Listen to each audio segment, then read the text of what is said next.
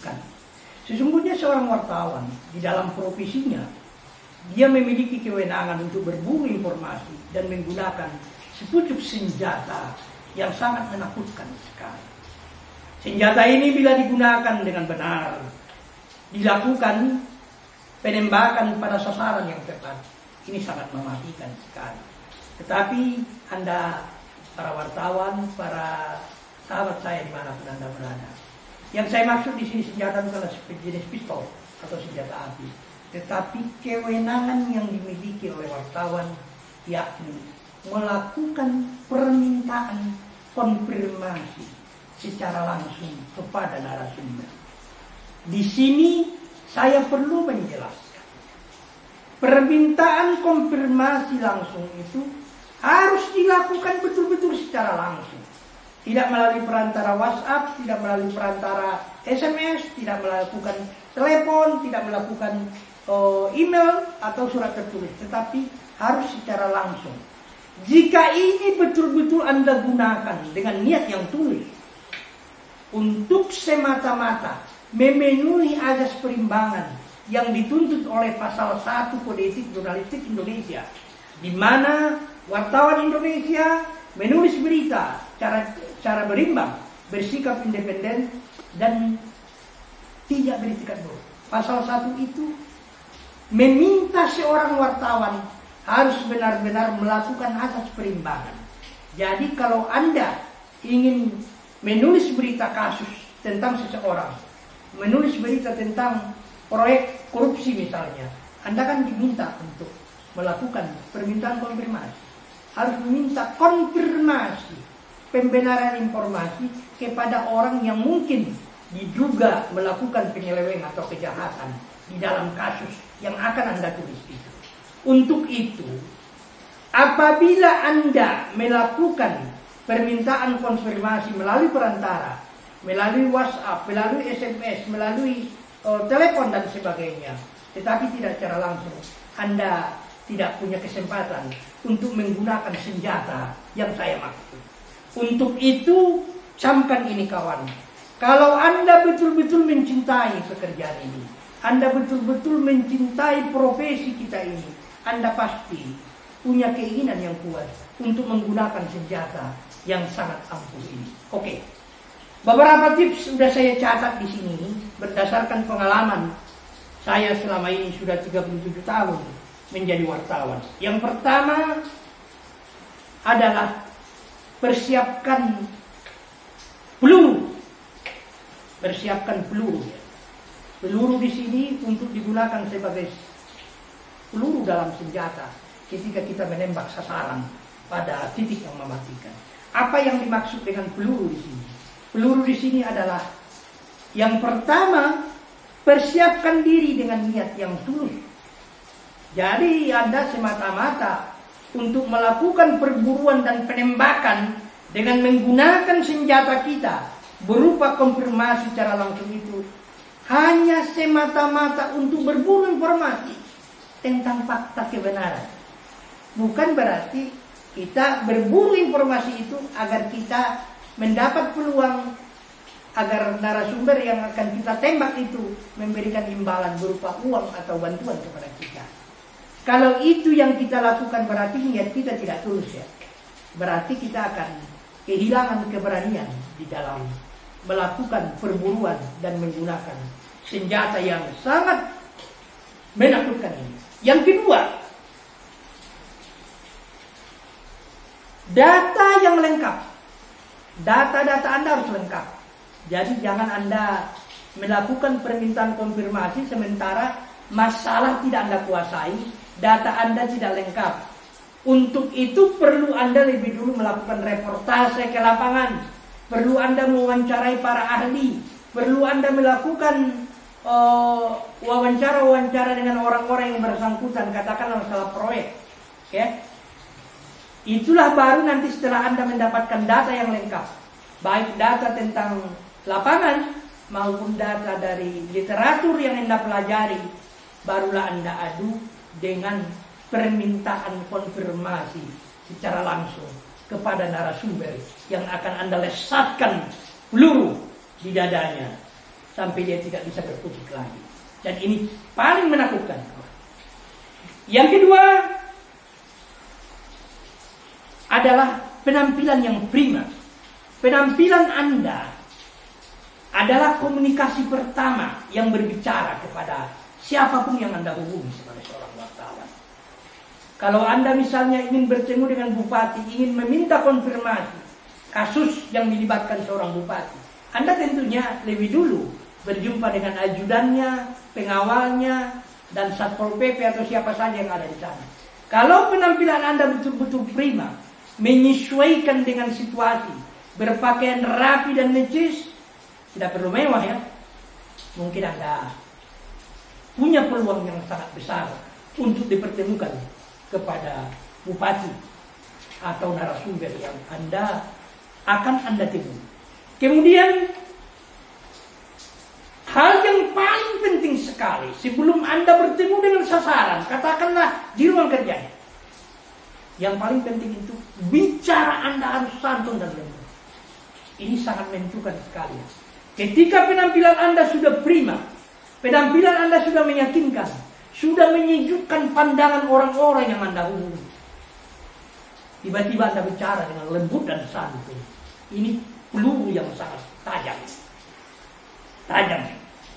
menyayat, tetapi tidak melukai. Begitulah bicara seorang wartawan, harus benar-benar santun dan lembut. Perkenalkan diri Anda dengan baik, ucapkan salam bagi Anda seorang muslim, ucapkan selamat pagi, tanya kabar, dan katakanlah, perkenalkanlah diri Anda dengan rendah hati. Mungkin Anda mengatakan, selamat pagi Pak, saya dari media ini, saya ada niat mau bertemu dengan Bapak Bupati dalam hal kepentingan, minta konfirmasi.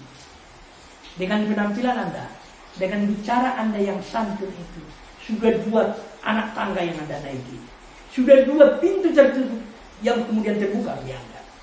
Kemudian setelah Anda masuk, setelah Anda dipersilakan masuk, barulah Anda kemudian menggunakan strategi Anda kembali melakukan pembicaraan dengan santun kepada orang yang bersangkutan. Jangan bicara langsung, tetapi bukalah dulu sebuah pembicaraan, sebuah komunikasi yang memungkinkan dia merasa nyaman. Barulah Anda kemudian mengajukan pertanyaan-pertanyaan. Jangan langsung. Mungkin Anda bisa lebih dulu menanyakan program-program prioritas yang akan dia realisasi dalam waktu dekat, dan apa kemudian harapan-harapan dia kepada masyarakat dan sebagainya.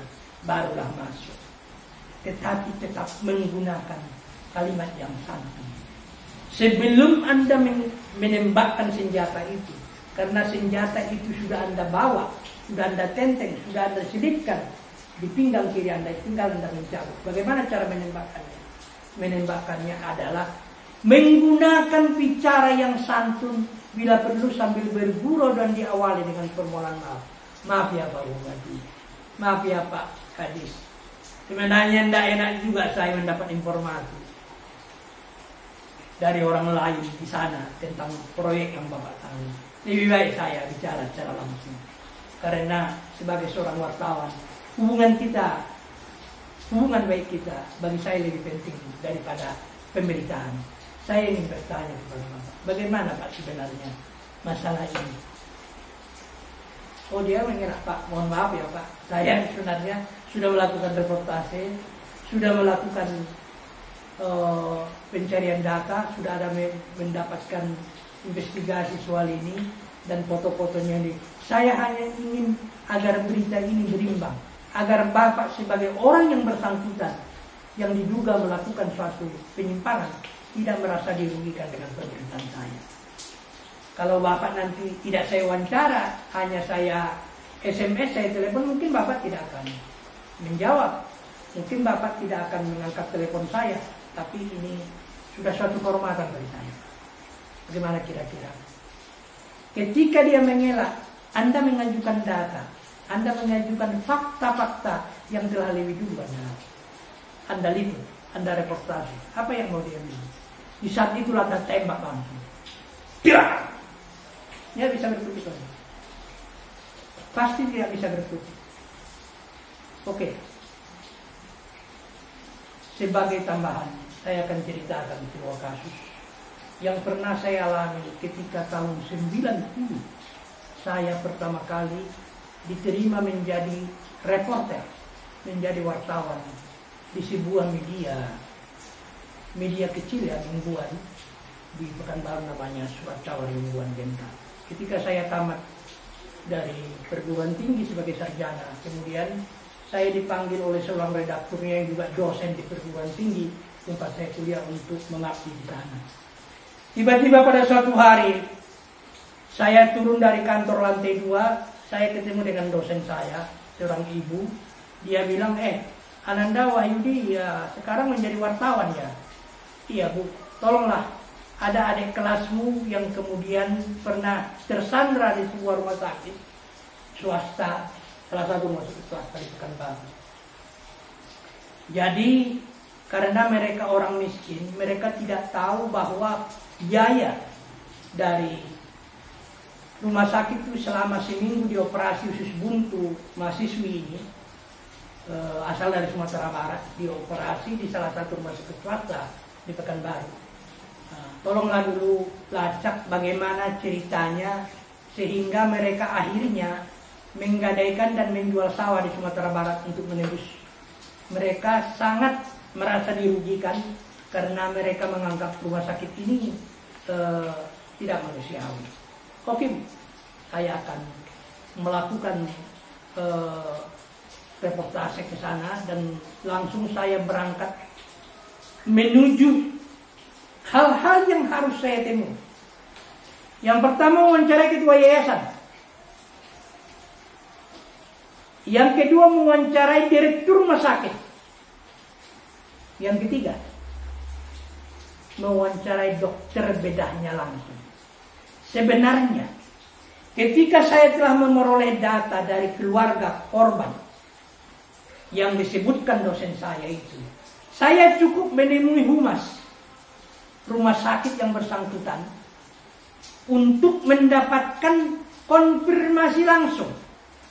Tetapi pada waktu itu saya ingin menggunakan senjata itu. Senjata yang sangat menakutkan ini. Karena pada waktu itu sebagai seorang wartawan baru diterima di media itu, baru 2 hari. Saya sudah diuji Tuhan. Apakah saya berani menggunakan senjata yang diwariskan oleh profesi ini kepada saya? Padahal perlu Anda ketahui pada waktu itu, jangankan kartu pes, surat tugas saja tidak diberikan. Karena saya pada waktu itu masih berstatus magang, harus bekerja dulu 6 bulan baru diberikan oleh identitas oleh pemimpin redaksi saya. Tapi bagi saya, karena wartawan ini adalah panggilan hati, saya melaksanakan tugas dengan baik. Apalagi ini amanah dari ibu dosen saya. Saya berangkat ke sana, ke rumah sakit itu, menggunakan oplet, angkutan kota, sambung 2 kali. Saya tidak punya sepeda motor ya, perlu saya jelaskan, saya tidak punya sepeda motor. Pada waktu jalan kaki lagi ke rumah sakit itu, pertama yang saya temui adalah ketua yayasan. Apakah dia mendengar cerita itu? Ternyata dia mendengar. Dia mengatakan sebenarnya masalahnya sudah selesai, Bu Wahyudi. Tetapi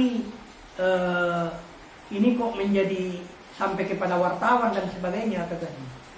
Iya Pak, saya juga sebenarnya kepentingan saya di sini untuk meminta konfirmasi dengan Bapak. Oke. Saya menjelaskannya, masalahnya sudah selesai. Meskipun mereka terpaksa kita sandra, memang peraturan rumah sakit seperti itu. Ya gimana kita tidak, apakah dia orang mampu atau tidak? Persoalannya begitu peraturan di rumah sakit ini. Tetapi untuk lebih jelasnya, Anda bisa menghubungi direktur utama rumah sakit ini. Dia menunjuk orang. Oke Pak, saya bilang. Saya tinggalkan. Saya sudah dapat informasi konfirmasi secara langsung. Kemudian saya ketemu dengan direktur utamanya. Tentu saya menunggu sangat lama, tetapi akhirnya kemudian ketemu. Ya, ketemu dengan direkturnya dan dia menjelaskan ini miskomunikasi aja. Mereka menggunakan fasilitas kamar yang VIP, padahal sebenarnya mereka tidak tahu. Jadi, tapi nggak ada masalah kok, nggak ada persoalan kok. Semuanya udah selesai. Tapi biar lebih detailnya, yang lebih tahu ini kan dokter bedahnya katanya. Saya berpikir, apakah perlu saya menemui dokter bedah itu? Sementara saya sudah ketemu dengan ketua yayasan, sudah ketemu dengan direktur, sudah valid sekali kan. Saya mengatakan tadi, menemui humas saja, sudah selesai masalah ini, sudah layak jadi berita. Tetapi, saya ingin menggunakan senjata ini langsung kepada orang yang bersangkutan. Kemudian, saya menanyakan siapa nama dokter bedanya kepada Satpam.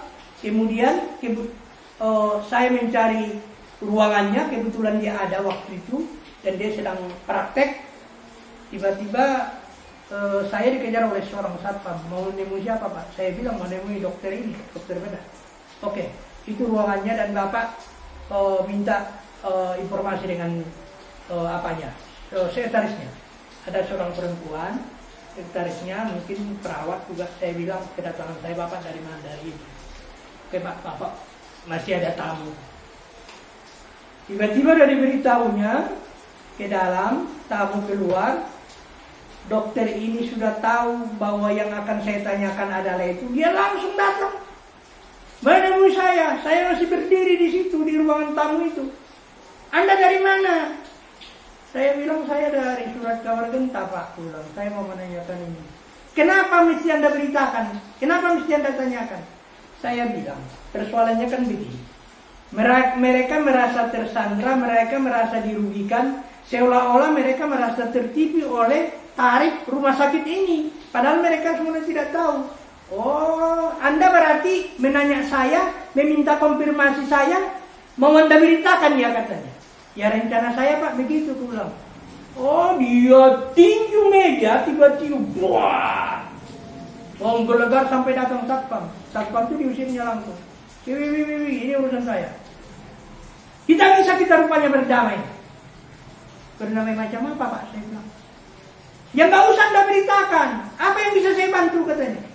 Oh saya bukan mau minta bantu Pak, saya mau minta konfirmasi. Aku bilang. Oh dia ketakutan sekali dan dia sangat marah. Sekarang beginilah ya katanya. Kalau bisa Anda tidak memberitakannya, saya membantu Anda. Apapun yang Anda minta. Tapi kalau Anda memberitakan ini juga, dan ini akan mempermalukan rumah sakit ini, dan mempermalukan saya secara pribadi, Anda akan saya cari.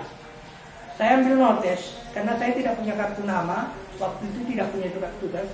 Saya tulis nama saya dan alamat. Ini nama saya Pak, dan ini nomor telepon kantor saya. Saya tahu kantor Anda. Kalau Anda tidak mau berdamai dengan saya, lihat nanti bagaimana saya akan mencari Anda. Siapa Bapak? Ini alamat saya. Ini alamat rumah saya. Saya cari Bapak. Itu maksud Bapak mencari saya apa? Saya bilang. Saya kan hanya minta konfirmasi. Wow. Dekat. Oke kata dia. Diambilnya kertas yang saya kemudian dirobeknya. Tunggu nanti. Saya pergi. Tidak pindah lagi ke belakang. Pergi ke rumah sakit. Dari halaman rumah sakit saya berjalan ke jalur angkutan kota. Saya pergi. Dan saya tulis beritanya. Setelah saya tulis beritanya, redaktur yang memanggil saya, redaktur yang memanggil saya untuk bekerja, mengajak saya bekerja di situ. Dia memanggil saya pada ini mengerikan sekali berita ini Wahyudi. Maksudnya gimana Bang? Wah ini lengkap kali konfirmasinya. Saya bilang kalau tidak lengkap konfirmasinya saya akan diburu betul. Mereka akan memburu kau. Tetapi ini tidak ada celah lagi bagi dia untuk sakit hati dengan Anda. Semua lengkap. Dan penulisannya juga sangat bagus. Sampai hari ini. Dan dokter itu beberapa tahun yang lalu sudah meninggal. Tidak terjadi apa-apa. Nah, kenapa bisa seperti itu? Karena saya menggunakan senjata ini, menggunakan peluru yang paling tajam, dan menggunakan senjata yang paling menakutkan bagi narasumber yang bermasalah, yaitu permintaan konfirmasi secara langsung. Ada ratusan kisah-kisah mengerikan yang mungkin tidak dilakukan, tidak dialami oleh wartawan-wartawan yang setengah hati memasuki dunia wartawan ini. Semuanya itu saya lakukan. Waktu menjadi wartawan kampus, orang menertawai saya di redaksi karena ingin mewawancarai langsung Pak Kapolda di ruang kerja. Ternyata bisa tembus. Ada kapal kanwil kooperasi yang tidak bisa dimasuki wartawan, termasuk wartawan PWI pada waktu itu. Saya malah jangankan PWI, malah tidak punya surat tugas. Saya bisa ketemu dan duduk berduaan di ruang kerjanya. Meskipun sebelumnya saya sudah lebih dulu diusir, tetapi akhirnya menjadi sahabat. Ada banyak kasus, ada banyak sekali persoalan yang kita bisa lakukan, yang kita bisa terapkan dengan menggunakan senjata yang paling mematikan itu, yaitu permintaan konfirmasi secara langsung. Semua kisah itu terangkum di buku ini. Bagi Anda yang berminat meningkatkan kompetensi Anda, skill Anda sebagai seorang wartawan profesional, miliki buku ini kawan. Hubungi saya di WA di bawah ini. Dan dalam waktu dekat e-book, buku elektronik ini akan segera diluncurkan di Jakarta oleh PT Gris Media.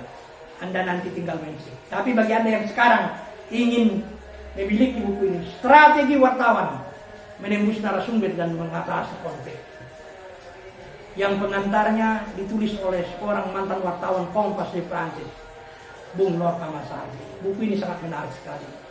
Ini berupa kisah-kisah yang saya alami selama puluhan tahun menjadi wartawan. Bagaimana strategi menembus narasumber menggunakan senjata wartawan yang paling menakutkan itu. Demikian, Assalamualaikum warahmatullahi wabarakatuh. Semoga bermanfaat.